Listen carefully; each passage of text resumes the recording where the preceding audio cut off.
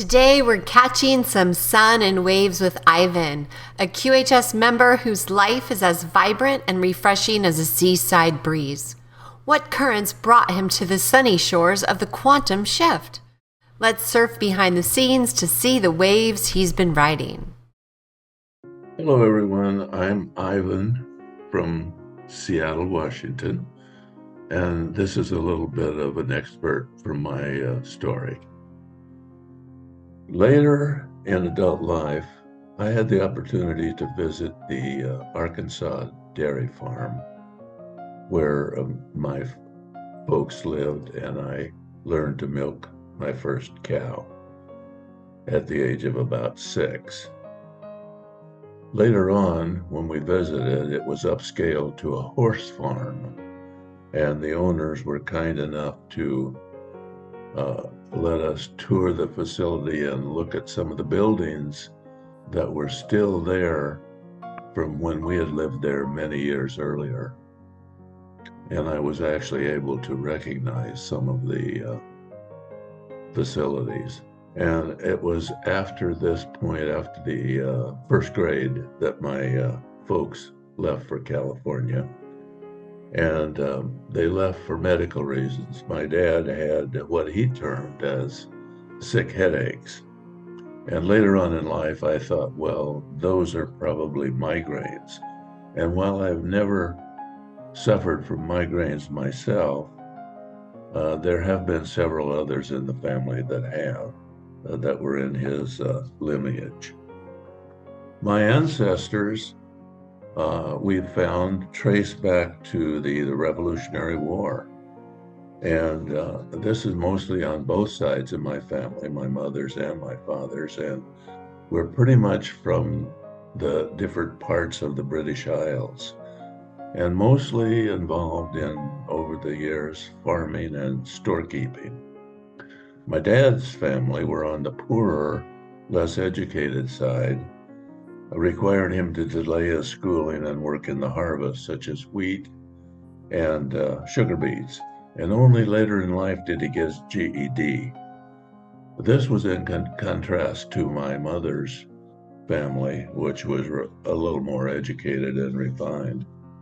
Now, when we got to California, after a couple of temporary employments, my father began a career as a machinist in a naval shipyard in the San Francisco Bay Area, and he remained there until he advanced to classified work in submarine periscopes or something like that at his retirement.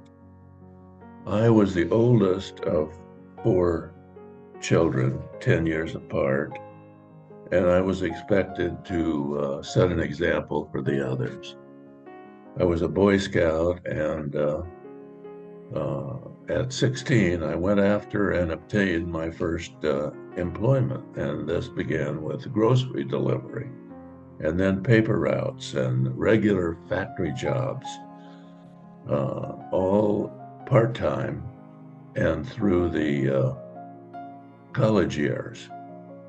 My mother worked full-time also, and we were pretty frugal, and like so many others at that time, my dad's savings were completely lost in the Depression. I had a few injuries, but the usual mumps, measles, and even one bout of the dreaded scabies during high school. Of course, my adenoids and tonsils were removed during that time. And although we grew a garden and lived heavily on fruits and vegetables, I began to develop an appreciation and an interest for supplementation. And that genie was out of the bottle, and it continues active even today. I've been blessed with 4 children and several grandchildren and great-grandchildren. And I met my current wife of 47 years while running on the beach in Maui. And it is on that same beach that we intend to run again after the QArc. Now, at the age of 92, having survived 2 serious heart incidents one requiring resuscitation, an angioplasty, and one requiring a stent. Also 2 minor strokes. And for some months now, I've been carrying the load of ATF, atrial fibrillation, and I have what they term as the permanent atrial fibrillation. Now, all this notwithstanding, I do look back at my youth, my college, my young adulthood, and middle age, health and fitness with great appreciation and gratitude. As an example, I was fortunate to be a starter for my Air Force base basketball team, and I was able to set a record for Northwest high school colleges that lasted for 10 years in the 800-meter run. And as far as work and career, I had great and rewarding careers in teaching high school. I was in management at the Boeing Company, mostly recruiting and training engineers, and later on with self-employment in real estate and in marketing. And I had issues along the way in addition to the heart stroke setbacks. There was torn groin muscles playing basketball, torn hamstring from running track, few common colds, and even some severe flus. I had 1 case of shingles and about a year setback with hepatitis. Bottom line, I consider myself along the way and even today as healthy and fit. Of course, some of you may think that I'm putting a little lipstick on the pig with that one. I have been engaged with quantum healing systems for almost 3 years now, and I intend to stick to the end.